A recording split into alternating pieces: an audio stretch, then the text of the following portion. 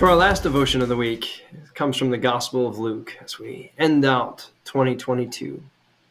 When the angels had left them, Luke 2:15-21, when the angels had left them and gone into heaven, the shepherds said to one another, "Let's go out to Bethlehem and see this thing that has happened, which the Lord has told us about."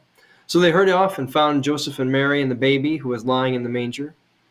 And when they had seen him, they spread the word concerning what had been told to them about this child.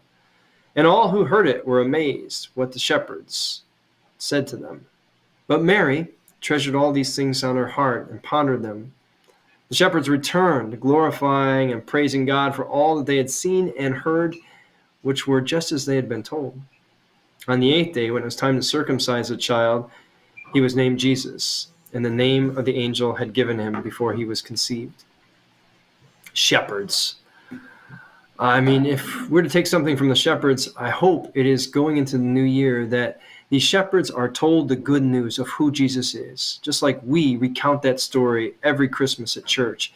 And it's up to somebody to not only hear that message, but then to go out and share that joy, share that good news. It's meant to be passed on.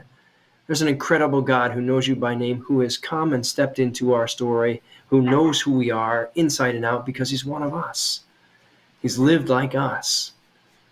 And God would go to any length, even taking on vulnerability of flesh and blood at the mercy of God's own creatures to show us what the love of God looks like.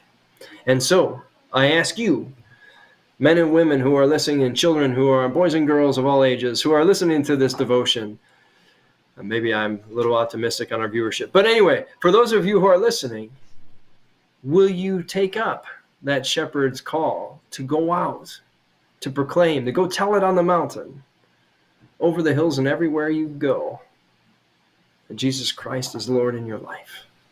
Words or by actions, it's up to us to be the bearers or heralds of Christmas news now.